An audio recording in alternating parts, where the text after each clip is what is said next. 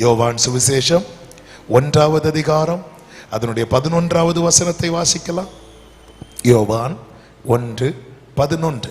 அவர் தமக்கு சொந்தமானதிலே வந்தார். போதும். அவர் தமக்கு சொந்தமானதிலே, எல்லாரும் சொல்லுங்க வந்தார். எல்லாரும் சொல்லுங்க, சத்தமா சொல்லுங்க வந்தார். இயேசுவின் பிறப்பை குறித்து மத்தேயு சுவிசேஷத்திலையும் லூக்கா சுவிசேஷத்திலையும் டீட்டெயிலா பார்க்க முடியும். மத்தேயு சொல்றாரு பிறந்தார் என்று, லூக்காவிலும் எழுதப்பட்டிருக்கிறது பிறந்தார். எஸ், அவர் பிறந்தார். ஆனால் இயேசுவின் மார்பில் சாய்ந்திருக்கிறவனுக்கு ஒரு பெரிய வெளிப்பாடு கிடைக்கிறது. அந்த வெளிப்பாடு தான் என்ன தெரியுமா? அவர் பிறந்தார் என்று அவன் சொல்லவில்லை, அவர் என்ன ஆனார் சொல்றா தெரியுமா? வந்தார். ஆமென். அவர் வந்தார்னா இதுக்கு முன்னாடி அவர் இருந்தார் என்று அர்த்தம். ஆமென். எங்கே இருந்தார்? 1வது வசனத்திலே சொல்லப்பட்டிருக்கிறது, ஆதியிலே வார்த்தை இருந்தது, அந்த வார்த்தை தேவனிடத்தில் இருந்தது, அந்த வார்த்தை தேவனாய் இருந்தது, அவர் ஆதியில் தேவனோடு இருந்தார். ஆமென். உலகம் சொல்லும் இயேசுவுக்கு வயசு 2025 என்று. ஆனா ஒரு தேவ பிள்ளைக்கு தெரிஞ்சிருக்கணும், அவர் 2000 வருஷத்துக்கு முன்னாடி பிறந்தவர் மட்டுமல்ல, அவர் 2000 வருஷத்துக்கு முன்னாடி வந்தவர். அவர் வந்தார் என்றால் அவர் ஏற்கனவே இருந்திருக்கிறார். எப்பொழுது இருந்திருக்கிறார்? ஆதியிலே இருந்திருக்கிறார். சத்தம் ஆமென் சொல்லுங்க பார்க்கலாம். ஹalleluya. ஆதியிலே இருந்த தேவன். ஏசாயா 6வது அதிகாரத்திலே இவரை ஏசாயா எப்படி பார்க்கிறான் தெரியுமா? உயரமும் உன்னதமுமான சிங்காசனத்தில் வீற்றிருக்கிறவராக பார்க்கிறான். 6வது அதிகாரத்தில் இப்படி பார்த்தவன் 7வது அதிகாரத்தில் இப்படி பார்க்க வைக்கிறார். 7வது அதிகாரத்தில் கர்த்தர் ஒரு அடையாளத்தை கொடுக்கிறார். இதோ ஒரு கன்னிகை கர்ப்பவதியாகி ஒரு குமாரனை பெறுவார். யார் அந்த குமாரன்? உயரமும் உன்னதமுமான சிங்காசனத்தில் வீற்றிருக்கிறவர். அவ்வளோ பெரிய தேவன், வானாதி வானங்கள் கொள்ளாதவர், தம்மை தாமே வெறுமையாக்கி பிதாவுக்கு சமமாயிருப்பதை கொள்ளையாடின பொருளா எண்ணாமல் தம்மை தாமே வெறுமையாக்கி அடிமையின் ரூபம் எடுத்து. அவன் எத்தனை நட்சத்திரங்கள் வானத்தில் இருக்கிறது, எத்தனை நட்சத்திரங்கள்! எவ்வளோ டெக்னாலஜி வளர்ந்த பிறகும் இன்னும் எத்தனை நட்சத்திரங்கள் இருக்கிறது என்று எண்ண முடியவில்லை. ஒவ்வொரு நட்சத்திரமும் சூரியனை விட பல மடங்கு பெரிதா இருக்கிறதா. அதையெல்லாம் வானத்தில் வச்சிட்டாரு. ஆனால் நம் தேவனை குறித்து வேதம் சொல்லுகிறது, அவர் வானாதி வானங்கள் கொள்ளாதவர். வானம் அவரை கொள்ளாதான். எத்தனை வானங்களுக்கு மேலாக அவர் இருக்கிறார் தெரியுமா? வானம் அவரது சிங்காசனம், பூமி அவரது பாதபீடம். அப்படிப்பட்ட தேவன் மரியாளின் வயிற்றிலே எவ்வளவு தம்மை தாமே வெறுமையாக்கி. ஆமென். அவர் தம்மை மன்னாவோடு ஒப்பிட்டு சொல்லுகிறார். மன்னா காலையில விழுந்து கிடக்கிறது, சின்ன ஒரு கொத்து மல்லி அளவு. இப்படிதானங்க சர்வ வல்லவர், சகலத்தை படைத்தவர், உயரமும் உன்னதமான சிங்காசனத்தில் வீற்றிருக்கிறவர் மரியாளின் வயிற்றில. ஒரு 20 வயசுக்குள்ள இருக்கும் மரியாளுக்கு. கன்னிகை மரியாள் அவங்க கர்ப்பவதி ஆகும்போது ஒரு 16 வயசுல இருந்து 20 வயசுக்குள்ள இருக்கும். ஒரு சின்ன வாலிப பொண்ணு வயிற்றுல ஒரு சர்வ வல்லமை உள்ள தேவன். பிறக்கிறதற்கு சத்திரத்தில் இடமில்லை. எத்தனை வீட்டு கதவை போய் தட்டி இருப்பாங்க. அவருடைய பிறப்பு அந்த கேடு அடைந்தார். பொதுவாகவே அவர்தான் பஸ்கா பலி. இந்த பஸ்காவுக்கு பலியிடப்படுகிற ஆட்டுக்குட்டியை பார்த்தீங்கன்னா அந்த நாள் மட்டும்தான் அது பாடுபடும். அதுக்கு முந்தின நாள் வரைக்கும் அதுக்கு நல்ல சாப்பாடு, அது ரொம்ப கேர் பண்ணுவாங்க, ரொம்ப சூப்பரா வச்சிருப்பாங்க. அந்த அந்த பலியிடப்படுற நாள் மட்டும்தான் அது பாடுபடும். ஆனா நம்ம ஆண்டவராக இயேசு கிறிஸ்து பிறக்கிறதுக்கு, அதாவது வயிற்றுல கருவாய் தோன்றினது முதல் அவர் அந்த கேடு, அந்த பாடு. மரியாளுக்கு எத்தனை நிந்தை சுமந்தார்கள், எத்தனை அவமானங்கள். ஒரு வீட்டுல ஏத்தி இருப்பாங்களா? ஏதாவது வீட்டுல விருந்து கொடுத்திருப்பாங்களா? ஆமே. அந்த கேடு. பிள்ளைய வயிற்றுல சுமந்து கொண்டே அங்கும் இங்கும் அலைகிற நிலை. குழந்தை பிறந்ததுக்கு அப்புறம் 2 வருஷம் நிம்மதியா வீட்டுல இருந்திருப்பாங்களா? அதுக்குள்ள கர்த்தர் தூதனை அனுப்பி சொல்றார், எழும்பி ஓடு. ஏரோது பிள்ளையை கொலை செய்ய வகை தேடும். இயேசுவை தூக்கிட்டு ஓடுறாங்க. ஹalleluya. அந்த கேடடைந்தா அவர் பட்ட பாடுகள் என்ன, எத்தனை, எல்லாம் எதற்காக தெரியுமா? நானும் அவைகளுக்கு ஜீவன் உண்டாயிருக்கவும், அந்த ஜீவன் பரிபூர்ணப்படவும், ஆமென். மனிதன் பாவத்தினால் அடிமைப்பட்டு அவரை அப்பா என்று அழைக்க முடியாத நிலையில் இருக்கிறார். ஆண்டவராக இயேசு வந்துதா நமக்கும் பிதாவுக்கும் இடையே இருக்கிற உறவை அவர் புதுப்பித்தார். அவர் 30 வயது வரை மறைந்திருக்கிறார். 30வது வயதுல ஞானஸ்நானம் பெற்று கரையேறுகிறார். ஆமென். ஆயக்காரர்கள், பாவிகள், ஆமென், எல்லாரும் வரிசையா நின்று மனம் திரும்புதலுக்கென்று யோவான் ஸ்நானன் கையில ஞான ஸ்நானம் எடுக்கும் போது அந்த கூட்டத்தில் ஒருவராக, ஸ்பெஷல் அப்பாயின்மெண்ட் எல்லாம் இல்ல, ஆமென், ஸ்பெஷல்லா தண்ணி எல்லாம் மாற்றி, நோ நோ நோ, அந்த கூட்டத்தில் ஒருவராய் அவர் இறங்கி வருகிறார். ஆமென். அவரை குறித்தே பேசிக் கொண்டிருந்ததுனால, ஆவி நிறைவில் யோவான் என்று அவரை குறித்தே பேசிக் கொண்டிருந்ததுனால அவருடைய பிரசனத்தை அவனால் உணர முடிகிறது. ஆமென். அவன் சொல்லுகிறான், நீங்கள் அறியாது இருக்கிற ஒருவர் இங்கே நிற்கிறார், நானும் அவரை அறியாதிருந்தேன். ஆவியானவர் காண்பித்துக் கொடுக்கிறார், இவர்தான் என்னுடைய நேசகுமார். ஷாக்காய் நிற்கிறான் யோவான். ஆண்டவரே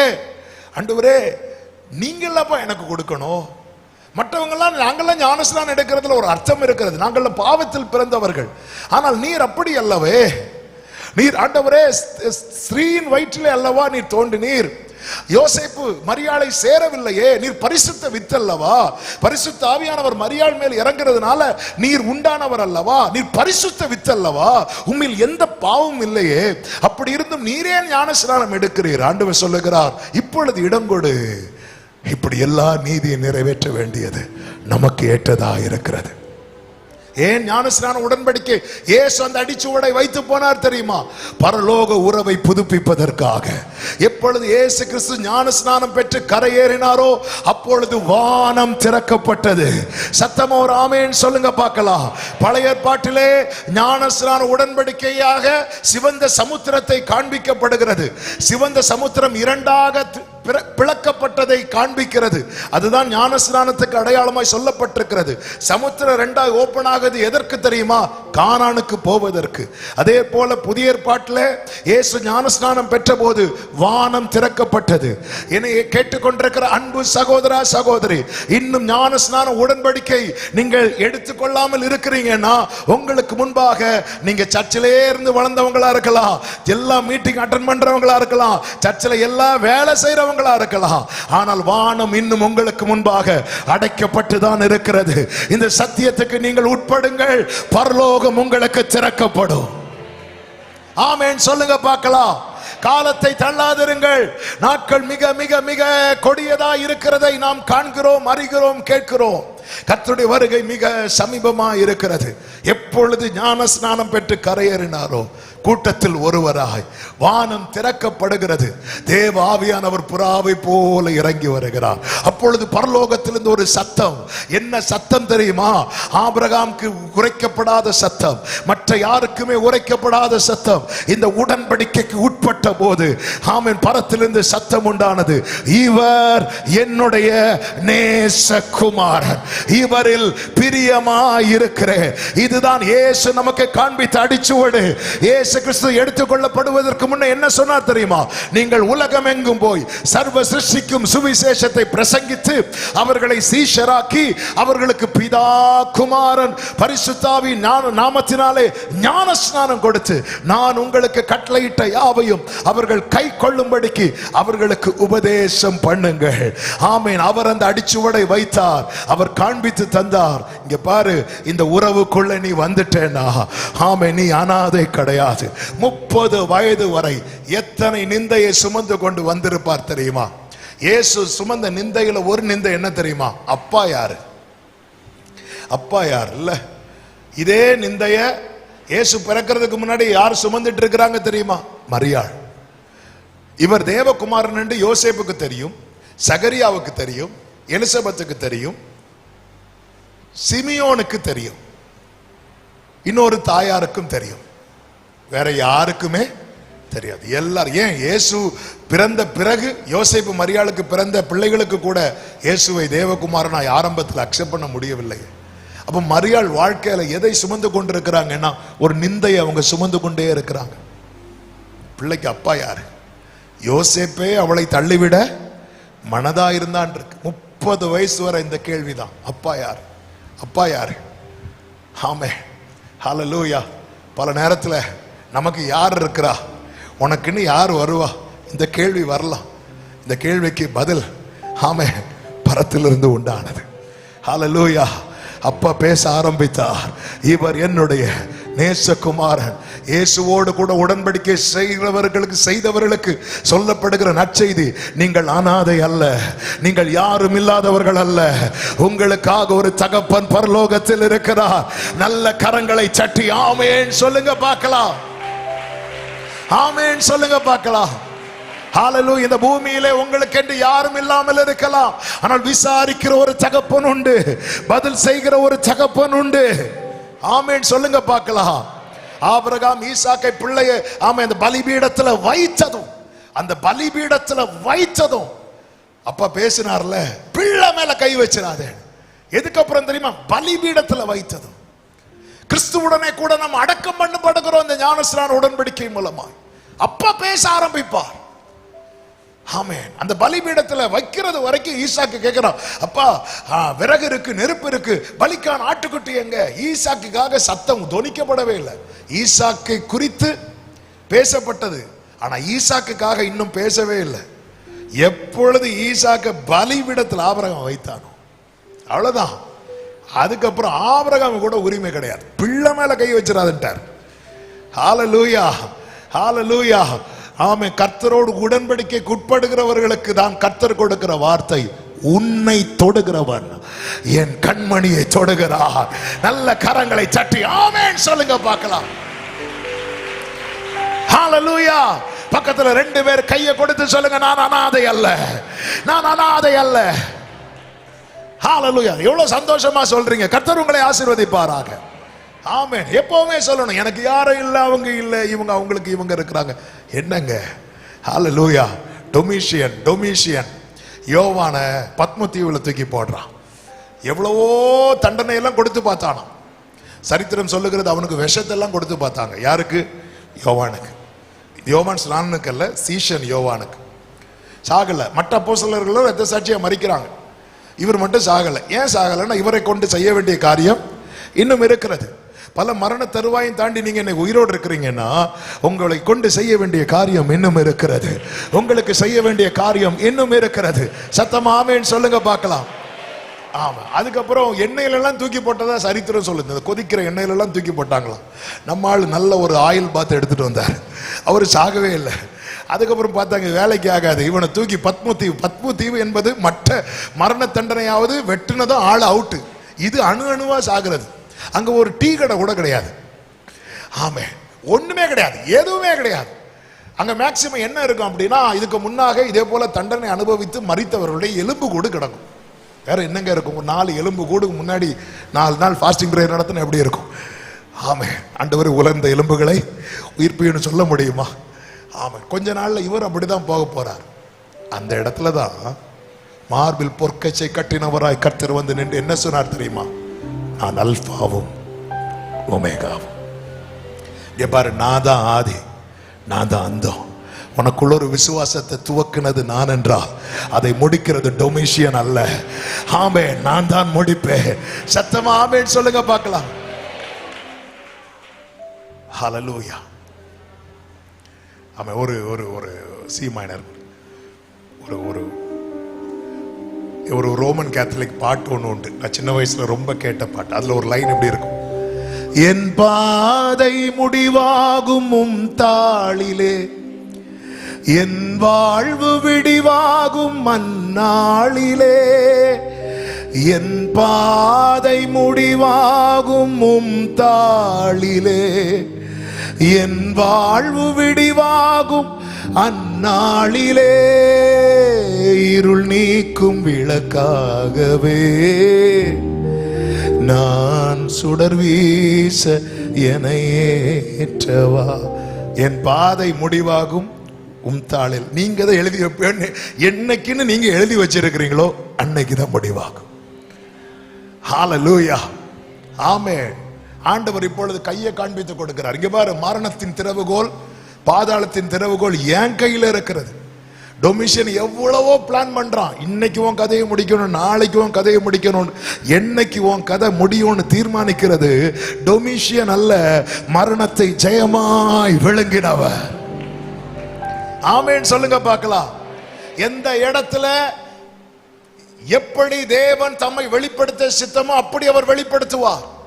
ஆண்டவர் யோவானுக்கு தம்மை அப்படி வெளிப்படுத்துகிறார். பத்மு தீவே பரலோகம் ஆயிட்டு. எப்பொழுது இந்த கான்டாக்ட் கிடைக்குதோ அது கர்த்தருடைய நாளில் நான் ஆவிக்குள்ளானேன். அதன் அர்த்தம் என்ன? இங்க இருந்து யோவான் எதற்கு பிரயாசப்படுகிறான் தெரியுமா? தப்புவதற்கல்ல, தேவனோடு உறவு கொள்வதற்கு. ஒரு சூழ்நிலையிலிருந்து எஸ்கேப் ஆகிறதுல ரெண்டாவது, அவன் கர்த்தருடைய நாளில் அந்த டைமுக்காக வெயிட் பண்ணிட்டு இருக்கிறான். ஆண்டவரை கனெக்ட் ஆக முடியலையே, கனெக்ட் ஆக முடியலையே, கனெக்ட் ஆக முடியலையே, கனெக்ட் ஆகிறான். இதுதான் இயேசு சிலுவையில் ஏற்படுத்தி கொடுத்தார். இதற்காக அவர் அந்த கேடு அடைந்தார், அந்த கேடு அடைந்தார்.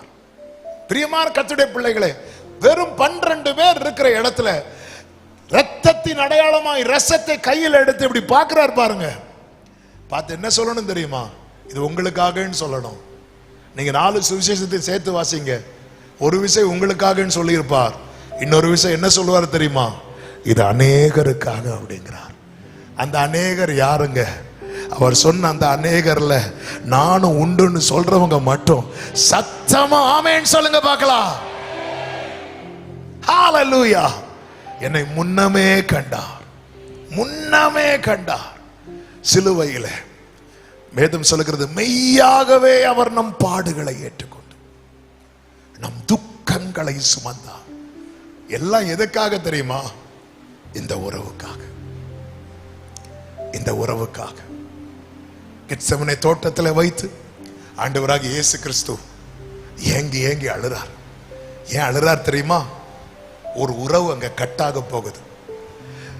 அடுத்த நாள் சில மணி நேரம் ஒரு பெரிய உறவு கட்டாக போகுது. எந்த உறவு தெரியுமா? பிதாவுக்கும் இயேசுவுக்கும் இடையே இருக்கிற உறவு. அதாவது அடிமையின் ரூபம் எடுக்க பிதா தீர்மானித்த போது இயேசு அழல. எந்த காரியத்துக்கு அவர் அழல. ஆனா நாளைக்கு என் அப்பா கூட கொஞ்ச நேரம் உறவு கட்டாக போகுதே, அவரால் தாங்க முடியல. அவருக்கு பிரேயர் சப்போர்ட் தேவைப்படுது, வலி தாங்க முடியல. பேதுரு, யோவான், யாக்கோபு சொல்றார், கொஞ்ச நேரம் என் கூட விழித்திருங்கன்னு சொல்லி அவர் தள்ளி போய் கெத்செமனே தோட்டத்தில் முழங்காற்படியிட்டு பிதாவே அப்படிங்கிறார். எல்லாம் உம்மால் கூடும், இந்த பாத்திரம் என்னை விட்டு நீங்க கூடுமானா நீங்கும்படி செய்யும், ஆகிலும் என் சித்தப்படி அல்ல, நான் விரும்புறேன். ஏன்னா இயேசு சிலுவைக்கு பயந்து அல்லது அடிக்கு பயந்து அப்படி சொன்னார் நினைக்கிறீங்க? நிச்சயமா கிடையாது, நிச்சயமா கிடையாது. பிதாவோடு உள்ள உறவு நாளைக்கு கட்டாக போகுது.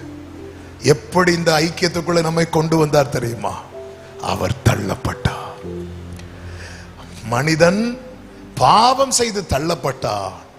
பாவம் அறியாத அவர் நம்முடைய பாவங்களை அவர் ஏற்றுக்கொண்டு அவர் தள்ளப்பட்டார்.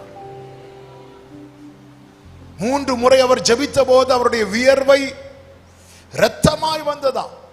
டாக்டர்ஸ் இப்படி சொல்லுகிறார்கள், பிரஷர் ரொம்ப ஜாஸ்தியாகி சின்ன சின்ன நரம்புகள் எல்லாம் துண்டிக்கப்பட்டு அந்த இரத்தம் வருமா. அந்த இரவுல இயேசு கிறிஸ்துக்கு அவ்வளவு, ஏன்னா நாளைக்கு இந்த உறவு துண்டிக்கப்பட போகிறது.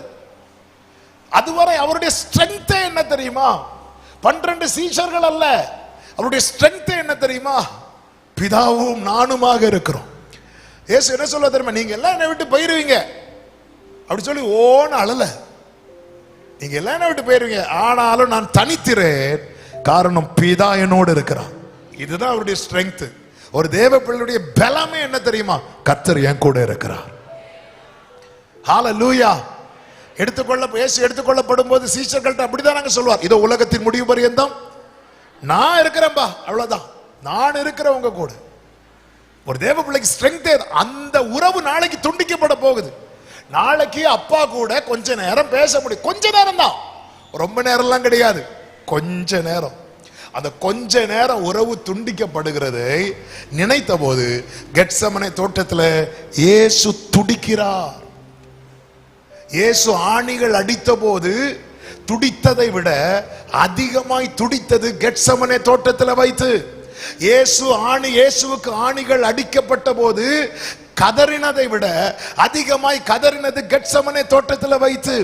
இயேசுவுக்கு முடிகளை வைத்து அழுத்தின போது அவர் துடித்ததை விட அதிகமாய் துடித்தது கெத்செமனே தோட்டத்தில் வைத்து. எதை எண்ணி தெரியுமா? ஐயோ, என் அப்பா கூட இருக்கிற உறவு கொஞ்ச நேரம் கட்டாக போகுதோ, கட்டாகுதா, தாங்க முடியல. இது அவருடைய நீதி. ஆமென்.